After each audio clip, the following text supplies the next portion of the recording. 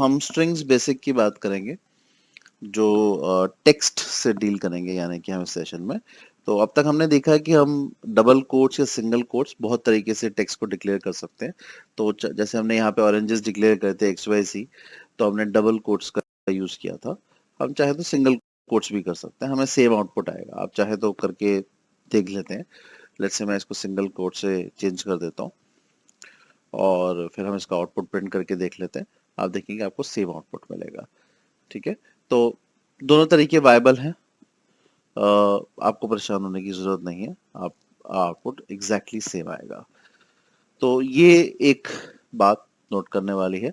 आप multi line stringing भी कर सकते हैं, यानी आप मल्टीपल लाइंस ऑफ टेक्स्ट अगर लिखना चाहें तो वो भी कर सकते हैं। जैसे अब इसी में करके देख लेते हैं। लेट्स से मैं लिखता हूँ x इक्वल टू, और मल्टी लाइन के लिए मैंने आपसे कहा था कि या तो 3 डबल इन्वर्टेड या 3 single inverted, both are equally good, दोनों बराबर काम करेंगे। तो मैंने लिखता हूँ oranges are orange in colour. Okay, तो अब मल्टी लाइन है तो 3 कोट्स ऊपर चाहिए होंगे, 3 इन्वर्टेड कोट्स नीचे चाहिए होंगे। आप चाहे तो सिंगल कोट्स भी यूज कर सकते हैं। और अगर आप इसे प्रिंट करेंगे, YZ हम हटा देते हैं, आप X प्रिंट करेंगे तो आप देखेंगे आपकी line as it is text में प्रिंट हो जाएगी। देखिए नीचे एज इट इज प्रिंट हो गया आपका। अगर आप सिंगल कोट्स भी यूज करेंगे तो भी कोई दिक्कत नहीं है। ठीक है, तो आप आउटपुट चेक कर सकते हैं कि मल्टी लाइन प्रिंटिंग आपके टेक्स्ट की हो गई, यानी स्ट्रिंग्स की हो गई है। आप चाहें तो 3 की जगह सिंगल सिंगल कोट भी यूज कर सकते हैं, तो दोनों आपके लिए बराबर करेंगे। आप चाहें तो करके देख लेते हैं इसको। और अब हम इसे अगर प्रिंट करेंगे तो आपका आउटपुट देखिए एग्जैक्टली सिमिलर है। ठीक है, तो इसमें कोई ज्यादा दिक्कत वाली बात नहीं है। आगे लेट्स से मैं एक टेक्स्ट डिक्लेयर करता हूँ x equal to hello world. ठीक है, कुछ और चीजें समझने की कोशिश करते हैं। और यहाँ पे क्या होता है कि जैसे हर प्रोग्रामिंग लैंग्वेज की तरह ये जो हेलो वर्ल्ड टेक्स्ट मैंने लिखा है, ये एक यूनिकोड करेक्टर, हर करेक्टर इसका एक यूनिकोड सिस्टम में जाएगा, जैसे कि बाकी प्रोग्रामिंग लैंग्वेजेस में होता है। यानी कि अगर मैं पर्टिकुलर करेक्टर एक्सेस करना चाहूँ तो मैं इंडेक्स नंबर या सीरियल नंबर की बेसिस पे एक्सेस कर सकता हूँ। जैसे H का अपना सीरियल नंबर है, E का अपना है। 0 से हम स्टार्ट करते हैं इंडेक्सिंग को पाइथन में, यानी H जो आप देख रहे हैं हेलो का, वो 0 पोजीशन पे है। ठीक है, तो हम स्क्वायर ब्रैकेट्स यूज करेंगे और हम किसी भी एक पर्टिकुलर करेक्टर की वैल्यू को एक्सेस कर सकते हैं। जैसे मैं कहता हूँ प्रिंट x और फिर मैं स्क्वायर ब्रैकेट्स में पोजीशन डिक्लेयर करता हूँ। सपोज h मैं चाहता हूँ तो h की पोजीशन 0 है, e की पोजीशन 1 है। फिर ऐसे ही आप आगे बढ़ते जाएंगे 2 3 4 5, इवन स्पेसेस जो हैं बीच में उनकी भी अपनी इंडेक्स पोजीशन होती है, वो इग्नोर नहीं किए जाते। ठीक है, एंड तक ऐसे आप जाएंगे तो इंडेक्स पोजीशन आएंगी।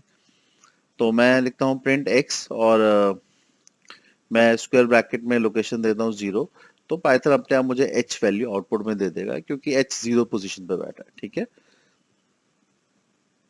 इस तरीके से आप किसी भी पोजीशन को मेंशन करेंगे। मैंने 10th पोजीशन से मेंशन करी तो 10 पे L आता है, तो आपका L प्रिंट हो जाएगा। 0 से स्टार्टिंग होती है, इस बात का ध्यान रखिएगा, 1 से स्टार्ट नहीं होता। ठीक है, तो अकॉर्डिंगली ही आपको इंडेक्स पोजीशन, जो भी करेक्टर आप एक्सेस करना चाहते हैं उसकी पोजीशन को आपको उसे देना होगा, अकॉर्डिंगली आउटपुट आएगा। आप फॉर लूप भी लिख सकते हैं, फॉर हम बाद में डिटेल में डिस्कस करेंगे। जैसे मैं लिखता हूँ फॉर ए इन, जो मेरा वेरिएबल है x। ठीक है, और फिर मैं लिखता हूँ कि प्रिंट करना है और a को प्रिंट कीजिए। अब जब मैं इस आउटपुट को रन करूंगा तो आप देखेंगे कि आपका हेलो वर्ल्ड प्रिंट हो जाएगा। पुराना आउटपुट हटा देते हैं एक बारी और इसे रन करते हैं, तो आप देखेंगे कि हेलो वर्ल्ड, हर करेक्टर जो है आपके, जो भी आपने उस वेरिएबल में लिखा है एज इट इज, एक एक सिंगल सिंगल वेरिएबल प्रिंट हो जाएगा। बाद में फॉर स्टेटमेंट हम डिटेल में भी डिस्कस करेंगे। फिलहाल कहने का मतलब यह है कि हर करेक्टर लूप में आके आपको एज आउटपुट प्रिंट किया जा सकता है फॉर लूप की हेल्प से। ठीक है, तो ये भी एक तरीका है स्ट्रिंग्स के साथ डील करने का। अब जैसे मैं इसका लेंथ भी प्रिंट कर सकता हूँ, तो मैंने कहा प्रिंट लेंथ और अपने वेरिएबल का नाम दिए x, तो ये मुझे लेंथ ऑफ माय स्ट्रिंग भी देगा, जैसे 13। ठीक है, तो नंबर ऑफ करेक्टर्स काउंट करेगा, बीच में स्पेस भी काउंट होगी और अकॉर्डिंगली ये मुझे वैल्यू रिटर्न कर देगा, जो है हमारी 13। ठीक है, तो स्ट्रिंग्स में आप चाहें तो लेंथ ऑफ स्ट्रिंग भी कैलकुलेट कर सकते हैं, बहुत आसान है, सीधा लेंथ फंक्शन यूज करना है। इसके अलावा हम चाहें तो हम प्रिंट लेट्स से मैं इसमें प्रिंट करता हूं आपका इस स्टेटमेंट को थोड़ा सा मॉडिफाई करता हूँ, हेलो फ्रॉम द वर्ल्ड लिख के, और मैं कुछ पर्टिकुलर सेक्शन को स्लाइस करना चाहता हूँ, ठीक है। यानी कुछ एक सिंगल करेक्टर को नहीं, एक पर्टिकुलर सेक्शन को स्लाइस करना चाहूँ तो वही पॉसिबल है। अभी यहाँ मैं क्या कर रहा हूँ, अभी मैं मेंबरशिप ऑपरेटर यूज कर रहा हूँ, यानी मैं देखना चाहता हूँ कि द एक्स में प्रेजेंट है या नहीं, तो मैंने लिखा द इन एक्स।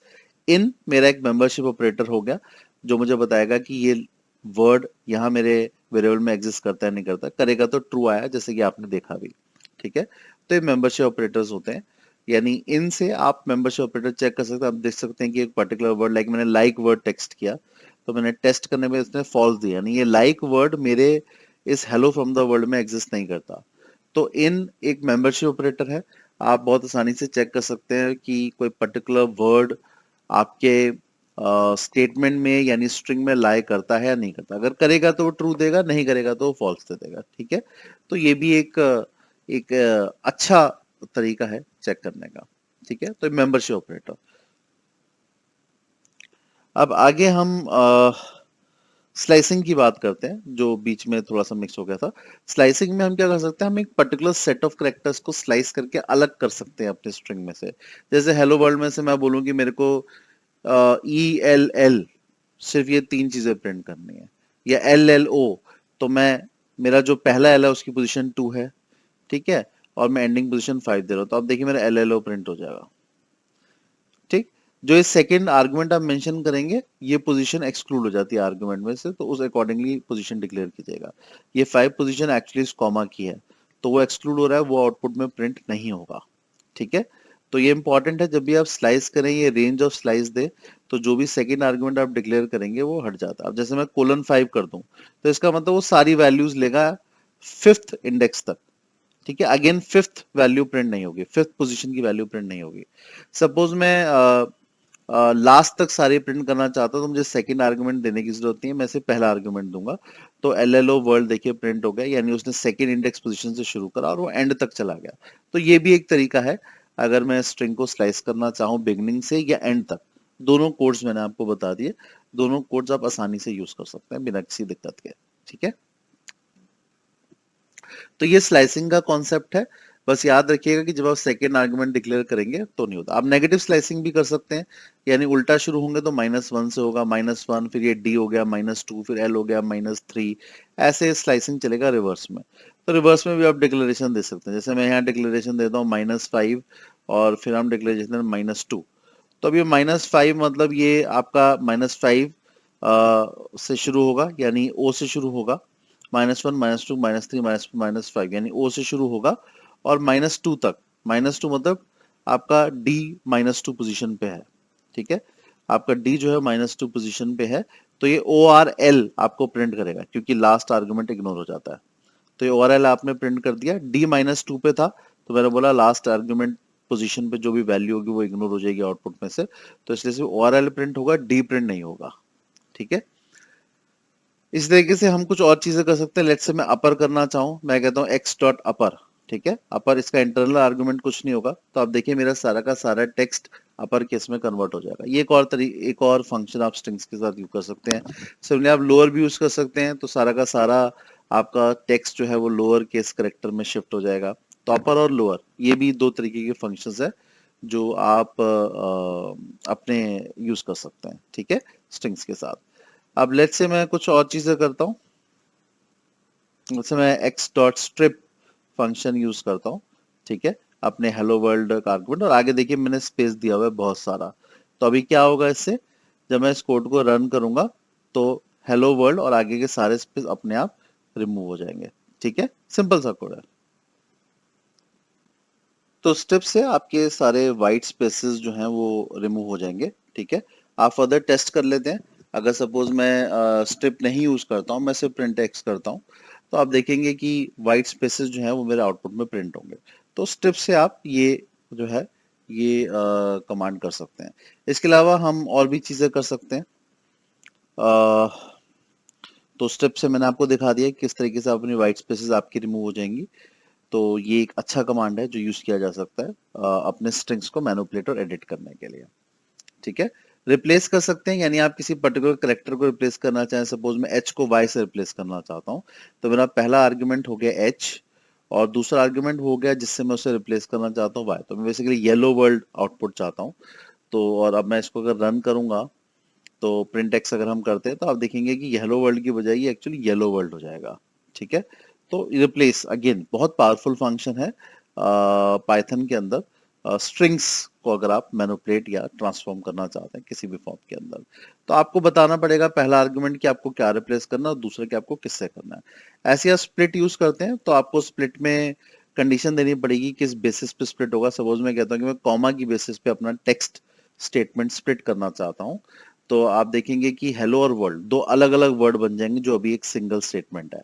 तो अगर आप इसे रन करेंगे तो आप देखिए हेलो एक अलग वर्ड बन गया और वर्ल्ड और जो भी स्पेस वगैरह थे मेरे वो अपने आप में एक अलग वर्ड बन गए, क्योंकि कॉमा की बेसिस पर जो है वो स्प्लिट यहाँ पर जो है जनरेट हुआ है। ठीक है, तो सिंपल सा कॉन्सेप्ट है, बहुत ही सिंपल वे आउट है। अ, इसके अलावा लेट्स से मैं लिखता हूँ a इक्वल टू हेलो, ठीक है, और मैं एक और वेरिएबल बनाता हूँ b इक्वल टू वर्ल्ड। तो ये हमने दो वेरिएबल्स बनाए a और b, और मैं कहता हूँ print let's say a plus B, यानी हम कंकैटिनेशन डिस्कस कर रहे हैं। तो कंकैटिनेशन में क्या होगा, ये दोनों स्ट्रिंग्स ज्वाइन हो जाएंगी। तो अगर आप इसे प्रिंट a प्लस बी करेंगे तो आप खुद समझ सकते हैं कंकैटिनेशन का मतलब क्या है कि इकट्ठा जोड़ देगा।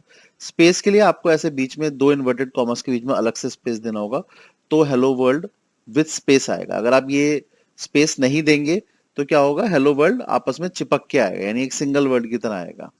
अगर आप स्पेस चाहते हैं तो आपको प्रिंट ए प्लस फिर इन्वर्टेड कॉमर्स के बीच में स्पेस और फिर बी, इस तरीके से आपको स्टेटमेंट को लिखना होगा। तो इस तरीके से बहुत सी चीजें, आप स्ट्रिंग मेथड्स के बारे में थोड़ा गूगल करेंगे, ये आपका एक तरीके से बहुत इंपॉर्टेंट है। तो गूगल करिए, स्ट्रिंग मेथड्स के बारे में समझने की कोशिश कीजिए कौन कौन से होते हैं। तो गूगल पे आपको आराम से इसकी डिटेल मिल जाएगी, क्योंकि एक सेशन में इतना सबको डिस्कस करना वायबल नहीं है। बहुत सारे फंक्शंस और मेथड्स स्ट्रिंग्स के साथ अटैच हैं, तो थोड़ी सी मेहनत आपको करनी है। और इसी के साथ साथ एस्केप करेक्टर्स के बारे में भी आप सर्च करेंगे और मुझे ये समझ में आ जाएगा कि आपने किया नहीं किया, क्योंकि जब आगे असाइनमेंट आएगा तो वहाँ पे सारा डिस्कशन आपको होगा, डिस्कशन होगा कि आपको असाइनमेंट अटेम्प्ट करना होगा। तो थोड़ा सा प्रॉब्लम होगा, लेकिन मैं समझता हूँ आपकी बेहतरी के लिए है। तो इन्हें गूगल कीजिए, असाइनमेंट्स में ऑटोमेटिकली चेक हो जाएगा। तो हम अगले सेशन में मिलेंगे जिसमें हम कंडीशन स्टेटमेंट्स को लेकर डिस्कशन करेंगे।